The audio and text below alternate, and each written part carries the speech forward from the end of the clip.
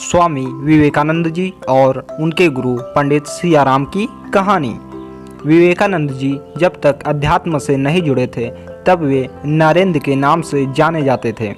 नरेंद्र संस्कृत सीखने के लिए पंडित सियाराम जी के यहाँ जाते थे। पंडित सियाराम बहुत ही गरीब थे। बच्चों को संस्कृत सिखाकर उन्हें जो भी मिलता था उसी से गुजर बसर चलता था। गरीबी के कारण उनका पूरा परिवार भूख से व्याकुल रहता था। परंतु इस तरह की गरीबी से बिना व्याकुल हुए पंडित सियाराम अपने शिष्यों को निरंतर संस्कृत सिखाया करते थे। नरेंद्र पंडित सियाराम जी के यहाँ बड़े उत्साह के साथ अध्यापन करने के लिए जाया करते थे। एक दिन एक डाकिया सियाराम जी के यहाँ एक चिट्ठी और मनी ऑर्डर लेकर आया। उस मनी ऑर्डर में 10 रुपये थे। डाकिया ने वह 10 रुपये सियाराम जी को दिया। पंडित ने मनी ऑर्डर के साथ आए चिट्ठी को पढ़ना चालू किया तो उनकी आंखों में आंसू निकल पड़े।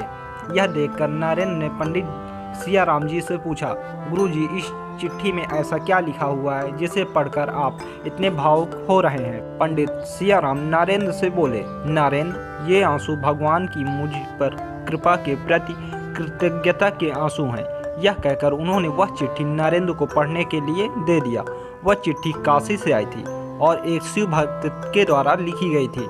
शिव भक्त ने लिखा था कि कल मुझे स्वप्न में भगवान शिव दिखे और मुझे बोले कि मेरा एक भक्त सियाराम नाम का एक पंडित है जो लोगों को संस्कृत पढ़ाता है। वह पिछले 3 दिन से भूखा है, तो तुम्हें उसकी मदद करनी है। इसलिए मैं शिव भगवान की आज्ञा से यह 10 रुपये आपको भेज रहा हूँ। आप इन पैसों को स्वीकार करें और भगवान भोले की आज्ञा पूर्ति में मेरी मदद करें।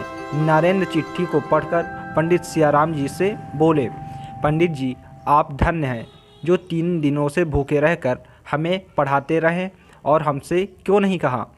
पंडित सियाराम बोले, जब हमारे पिता परमात्मा हमारी चिंता कर रहे हैं तो हम उनके पुत्रों को क्यों याचना करें? नरेंद्र उनकी श्रद्धा से अभिभूत हो गए और भगवान के प्रति उन्होंने अपनी कृतज्ञता व्यक्त की। तो दोस्तों, ये कहानी यहीं समाप्त होती है। मिलते हैं किसी नई कहानी में। दोस्तों, यदि ये कहानी आपको पसंद आई है तो इसे लाइक कीजिएगा और चैनल पर अगर आप नए हैं तो चैनल को सब्सक्राइब कीजिएगा। ओके फ्रेंड्स, धन्यवाद।